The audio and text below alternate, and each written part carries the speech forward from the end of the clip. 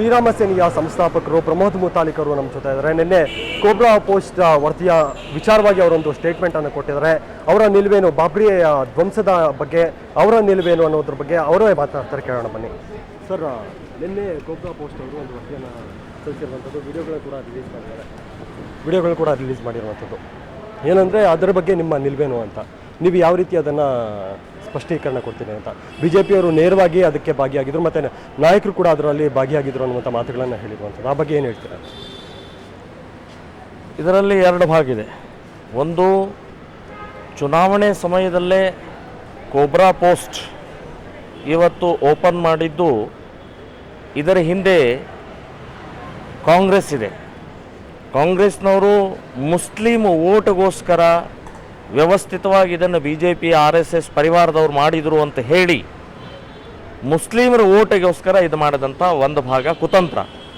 ಇನ್ನೊಂದು ಭಾಗ, ಇವತ್ತು BJP RSS ಬಜರಂಗ್ ದಳ ವಿಶ್ವ ಹಿಂದೂ ಪರಿಷತ್ತನೇ ಇದು ಆಂದೋಲನವನ್ನು ತಗೊಂಡಿದ್ದು.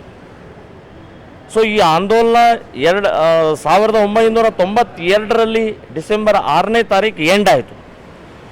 ಸೊ ಅಲ್ಲಿವರೆಗೆ ಆಂದೋಲನ ಉದ್ದೇಶ ಏನಿತ್ತು? ಬಾಬರ್ ಒಬ್ಬ ಆಕ್ರಮಕ. ಸೊ ಅವನು ಕಟ್ಟಿದಂಥ ಅತಿಕ್ರಮಣ ಮಾಡಿ, ದಾಳಿ ಮಾಡಿ, ಅಯೋಧ್ಯ ಪ್ರಭು ಶ್ರೀರಾಮಚಂದ್ರನ ಜನ್ಮಸ್ಥಾನದಲ್ಲಿ ಒಂದು ಮಸೀದಿ ಕಟ್ಟಿದ್ದಾನೆ.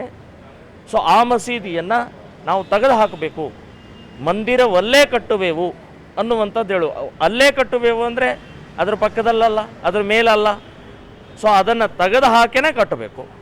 ಸೊ ಆ ಹೋರಾಟದಲ್ಲಿ 7 ಲಕ್ಷ ಜನ ಭಾಗವಹಿಸಿದರು, ಅದರಲ್ಲಿ ನಾನು ಕೂಡ ಭಾಗಿಯಾಗಿದ್ದೆ.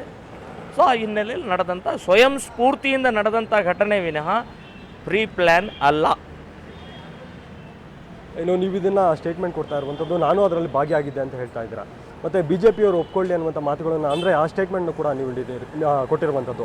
ಇದು BJP ನಾಯಕರು ಯಾವ ರೀತಿಯಾಗಿ ಅಂದರೆ ಆ ಪ್ರತಿರೋಧವನ್ನು ಕೊಡ್ಬೋದು ಅಂತ, ಅವ್ರು ಯಾವ ರೀತಿಯಾದಂಥ ಸ್ಟೇಟ್ಮೆಂಟು ನಿಮ್ಮ ವಿರುದ್ಧವಾಗಿ ಕೊಡ್ಬೋದು ಅಂತ ನೋಡಿ. BJP ಲಾಲ್ಕೃಷ್ಣ ಅಡ್ವಾಣಿಯವರು ಸೋಮನಾಥ್ ಟು ಅಯೋಧ್ಯ ಒಂದು ರಥಯಾತ್ರೆಯನ್ನು ತೆಗೆದರು.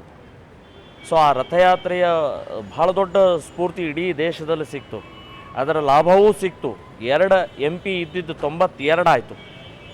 ಸೊ ರಾಮ ಮಂದಿರ ಹಿನ್ನೆಲೆಯಲ್ಲೇ ಅದರ ಲಾಭವನ್ನು ತೊಗೊಂಡಂತಹ BJPಯವರು ಯಾಕೆ ಧೈರ್ಯದಿಂದ ಹೇಳ್ತಾ ಇಲ್ಲ? ಎಸ್, ನಾವು ಭಾಗವಹಿಸಿದ್ದೀವಿ, ಅವ್ರ ಮೇಲೆ ಕೇಸು ಇದೆ, ಸುಮಾರು 19 ಜನರ ಮೇಲೆ ಕೇಸಿದೆ, ಇವತ್ತು ಅದು ನಡೀತಾ ಇದೆ.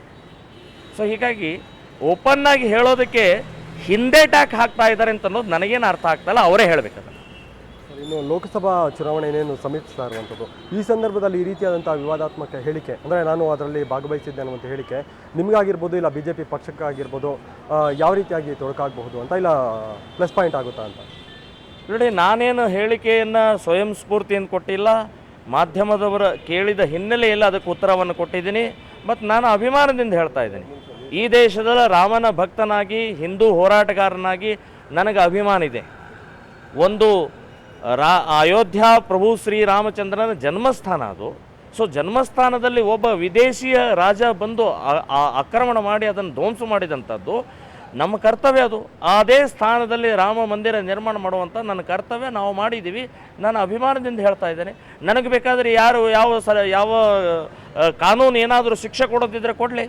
ನಾನು ರಾಮನ ಸಲುವಾಗಿ ಗಲ್ಲು ಶಿಕ್ಷೆ ಅನುಭವಿಸಾಕು ನಾನು ಸಿದ್ಧವಾಗಿದ್ದೀನಿ. ನಾನೇನು ತಪ್ಪು ಮಾಡಿಲ್ಲ. ಇನ್ನು ಪ್ರಹ್ಲಾದ್ ಜೋಶಿ ಅವರ ಮನೆಗೂ ಕೂಡ ನೀವು ಭೇಟಿಯಾಗಿರುವಂಥದ್ದು, ಆಮೇಲೆ RSS ಮುಖಂಡರು ಕೂಡ ಅಲ್ಲಿ ಭೇಟಿಯಾಗಿದ್ದರು, ಮಾತುಕತೆಯನ್ನು ನಡೆಸಿದ್ದಾರೆ. ಚುನಾವಣೆಯಲ್ಲಿ ಅಂದರೆ BJP ಕ್ಯಾಂಡಿಡೇಟ್ಗಳಿಗೆ ಪ್ರಮೋದ್ ಮುತಾಲಿಕ್ ಅವರು ಸಪೋರ್ಟ್ ಮಾಡ್ತಾರೆ ಅನ್ನುವಂಥ ಮಾತುಗಳು ಕೇಳಿ ಬರ್ತಾ ಇರುವಂಥದ್ದು. ಆ ಬಗ್ಗೆ ಏನು ಹೇಳ್ತೀರಾ ಅಂತ? RSS ನಾಯಕರು ನಿಮಗೆ ಸೂಚನೆಯನ್ನು ನೀಡಿದ್ದಾರೆ ಚುನಾವಣೆಯಲ್ಲಿ ಅವರಿಗೆ ಸಪೋರ್ಟ್ ಮಾಡೋದಕ್ಕೆ ಅಂತ? ನೋಡಿ, ನಾನು ಪ್ರಹ್ಲಾದ್ ಜೋಶಿಗೆ ಭೇಟಿ ಆಗೋದಾಗಲಿ ಇನ್ಯಾರು ಮಾತುಕತೆ ಮಾಡೋಗೋಸ್ಕರ ನಾನು ಹೋಗಿರಲಿಲ್ಲ. ಯುಗಾದಿ ಉತ್ಸವ ಇತ್ತು, ಹೊಸ ವರ್ಷದ ಉತ್ಸವಕ್ಕೆ RSS ಕಾರ್ಯಕರ್ತನಾಗಿ ಹೋಗಿ ಅಟೆಂಡ್ ಆಗೋ ನನ್ನ ಜವಾಬ್ದಾರಿ ಇತ್ತು. ಸೊ ಅಲ್ಲೂ ಕೂಡ ಪ್ರಹ್ಲಾದ್ ಜೋಶಿ ಅವರು ಬಂದಿದ್ದರು. ಯಾವುದೇ ರೀತಿಯ ರಾಜಕೀಯ ಮಾತುಕತೆ ಆಗಿಲ್ಲ. ಇದು ಪ್ರಮೋದ್ ಮುತಾಲಿಕ್ ಅವರ ಮಾತುಗಳು. ಕೋಬ್ರಾಗಡೆ ಏನು ಬಾಬ್ರಿ ಮಸೀದಿ ಧ್ವಂಸದ ಪ್ರಕರಣದಲ್ಲಿ ನಾನು ಕೂಡ ಭಾಗವಹಿಸಿದ್ದೆ ಅನ್ನುವಂಥ ಮಾತುಗಳನ್ನು ಪ್ರಮೋದ್ ಮುತಾಲಿಕ್ ಅವರು ಹೇಳ್ತಾ ಇರುವಂಥದ್ದು. ಕ್ಯಾಮ್ರಾ ಪರ್ಸನ್ ವಸಂತ್ ಜೊತೆ ಮಹೇಶ್, ರಾಜು, ಬೆಂಗಳೂರು.